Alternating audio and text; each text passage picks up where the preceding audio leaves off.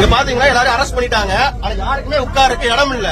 அப்படின்னா அரசு கைது பண்ணும் போதே உட்காருக்கு சீட் இல்லாம தான் அரெஸ்ட் பண்றாங்க. அந்த லட்சத்துல இருக்காங்க. ஜாபர் சாதிக்கு அரெஸ்ட் பண்றதுக்கு துப்பு இல்ல, ரேப் அக்யூஸ்ட் அரெஸ்ட் பண்றதுக்கு துப்பு இல்ல, செந்தில் பாலாஜி 10 ரூபாய் வாங்குறது தடுக்க துப்பு இல்ல. அதை தட்டி கேட்க வந்த பாஜக காரங்களை அரெஸ்ட் பண்றாங்க. இதுதான் திமுகவோட லட்சணம். பாத்துக்கோங்க. ஒரு பெண்களை அரெஸ்ட் பண்ணும் போது பெண் காவலர் கூட இருக்கணும். அதுக்கும் இவங்களுக்கு அறிவு இல்ல. இவனுங்க சட்ட ஒழுங்கை பத்தி பேசுறானுங்க திமுக காரணங்க. வணக்கம். ரொம்ப கேவலமான சட்டம் ஒழுங்கு போயிட்டு இருக்கு. மனுஷன் வெட்டுறான். போதைப் பொருள் பழக்கம் அதிகமாயிட்டு இருக்கு. அப்படி இருக்க சூழல்ல இன்னைக்கு ஒரு ஊழல், மதுபான ஊழல்னு சொல்லி மக்களுக்காக குரல் கொடுக்கறதுக்காக இன்னைக்கு பாஜக ஒரு அரசியல் முன்னெடுப்பு நடத்தினாங்க. அது முற்றுகை போராட்டம்னு சொன்னாங்க. அவங்கள வீடு வீடா அரெஸ்ட் பண்ணாங்க.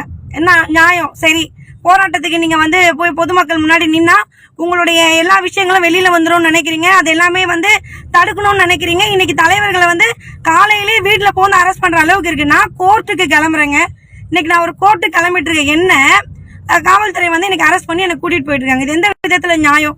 அப்ப இது ஜனநாயகத்தை ஒரு நீங்க இன்னைக்கு என்ன பண்றீங்க? மக்களுக்கு யாருமே குரல் கொடுக்க கூடாது, இங்க நடக்கக்கூடிய எந்த ஒரு ஊழலுமே வெளியில கொண்டு வரக்கூடாது அப்படின்றதுக்காக இன்னைக்கு தலைவர்களை போராடக்கூடிய பொதுமக்களுக்காக வைக்கப்பட வேண்டிய ஒரு விஷயம் தான்.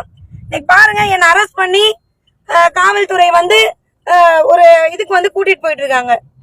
மண்டபத்துக்குன்னு சொல்லி கூட்டிட்டு போயிட்டு இருக்காங்க. இது எந்த விதத்துல நியாயம்? நீங்க ஆக்கப்பூர்வமா செய்யக்கூடிய விஷயங்கள் எவ்வளவோ இருக்கு. இன்னைக்கு உங்க மேல தப்பு இல்ல அப்படின்னா நீங்க பொதுமக்கள்கிட்ட சொல்லுங்க. எல்லாத்துக்கும் வெள்ளை இருக்கேன்றீங்க. அதை நீங்க பண்ணிட்டு போக வேண்டியது தானே. இதுல இருந்தே தெரியுது தமிழக அரசு எதையோ மூடி மறைக்கக்கூடிய ஒரு விஷயமா தான் இன்னைக்கு பாஜக தலைவர்களை அரெஸ்ட் பண்ணிருக்காங்க. அது ரொம்ப வெட்கப்பட வேண்டிய விஷயம், வேதனைப்பட வேண்டிய விஷயம் தான் இந்த நேரத்துல சொல்லிக்கிறேன்.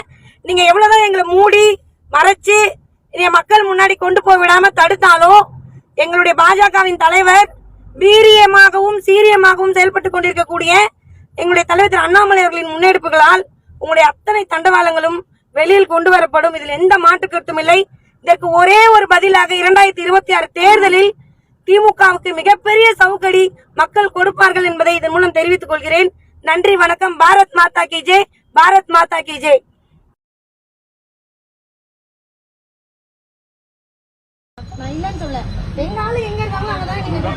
இன்னொரு 5 மினிட்ஸ் நீங்க வரலன்னா நீங்க சொல்ற இடத்துல நான் உங்களை கூட்டு போறேன். இல்ல சார், நீங்க ஆரம்பத்துல கோர்ட்டுக்கு போறேன்னு சொல்றேன். அதையும் விடல. நீங்க கூப்பிட்டீங்க, நான் வந்தேன். 5 மினிட்ஸ்ல கூப்பிட்டீங்க, நான் வந்தேன். 5 மினிட்ஸ்ல உங்க கட்சிக்காரங்க வராங்களா இல்லையான்னு பாருங்க. வரலன்னா நீங்க சொல்ற இடத்துல நான் சொல்றேன். நீங்க என்ன கூப்பிட்டு போய் விடுங்க. அந்த இடத்துல கன்சர்ன் இடத்துல கூப்பிட்டு போங்க. நான் வரேன்னு சொன்னா இல்லையா? இந்த ஆர்குமென்ட் ஏசி சார் வந்த உடனே நான் ஏசி சார் உங்களுக்கு நல்லா தெரியும், எல்லாருக்கும் தெரியும். வாங்க பேசிட்டு போயிட்டே இருக்கேன். அவ்வளவுதான் முடிஞ்சு போச்சு. இது இப்படி நீங்க சொல்றதெல்லாம் கேட்கறதுனால இப்படி பண்றது நல்லா இருக்கா? 5 மினிட்ஸ் நல்லா இருக்கா? ஒரே நிமிஷம் இருங்க. ஒரு நிமிஷம் இருங்க.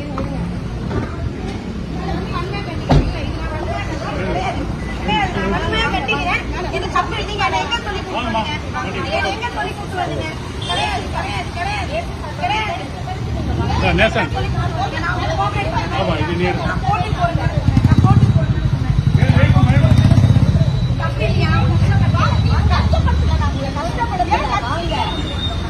இது தப்பு இல்லையா? தப்பு இல்லையா சொல்லுங்க. போட்டு போட்டுக்க, போட்டுக்கு போனேங்கிற நீங்க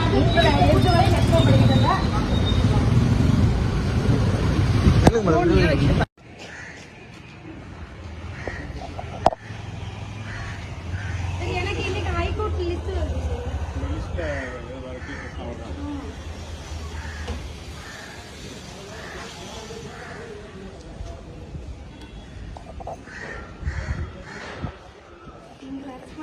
புரியுது. அப்படி நினைக்க